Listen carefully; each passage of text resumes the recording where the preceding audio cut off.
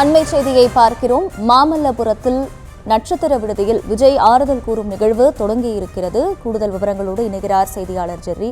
Jerry, வணக்கம். ஏற்கனவே சொல்லியிருந்தீங்க ஒவ்வொரு குடும்பத்தையும் தனியாக சந்திக்க இருக்கிறார் அப்படின்னு. தற்போது இந்த நிகழ்வானது தொடங்கி இருக்கிறது. உடன் யாரெல்லாம் இருக்கிறார்கள்? கட்சி நிர்வாகிகளுக்கு அங்கு உள்ளே அனுமதி அளிக்கப்பட்டிருக்கா? முழு விவரம் என்ன? வணக்கம்.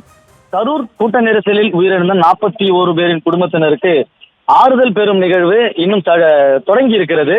இந்த நிகழ்வில் விஜய் தனித்தனியாக சந்திக்க இருப்பதாக கூறப்படுகிறது. 41 பேருடைய குடும்பத்தினரை தனித்தனியாக சந்திக்கிறார். இருப்பினும் கூட 41 குடும்பத்தினரும் ஒரே அரங்கில் தான் அவர்கள் அமர வைத்திருக்கிறார்கள். ஒவ்வொருவராக தனியாக அழைத்து அவர் ஆறுதல் தெரிவிக்க இருக்கிறார். இருப்பினும் அவர்கள் கையில் ஒரு கோப்புகளும் வழங்கப்பட இருக்கிறது. உயிரிழந்தவனுடைய விவரம் மற்றும் அந்த குடும்பத்தினருடைய கோரிக்கை அடங்கிய கோப்புகளும் விஜயிடம் அளிக்க இருக்கிறார்கள். அதை முழுவதுமாக படித்துவிட்டு அவர் ஆறுதல் தெரிவிக்க இருக்கிறார். மற்றும் என்னென்ன கோரிக்கைகளோ அந்த கோரிக்கைகளை நிறைவேற்றுவதற்கான வாக்குறுதிகளையும் அளிக்க இருப்பதாகவும் கூறப்படுகிறது.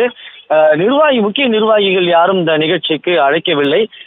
நிகழ்ச்சி ஏற்பாட்டாளர்கள் மட்டும் இங்கே அனுமதிக்கப்பட்டிருக்கிறார்கள். அவர்களுமே அரங்கத்தில் தான் இருக்கிறார்கள். விஜய் தனியாக சந்திக்கும் அறையில யாரும் அனுமதி கிடையாது.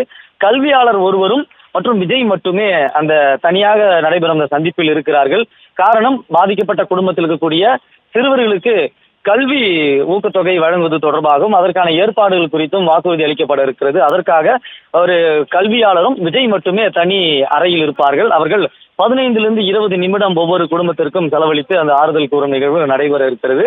நேற்றைய தினம் மதியம் 5 பேருந்துகள்ல 41 குடும்பத்தினரையும் அழைத்து வரப்பட்டனர்.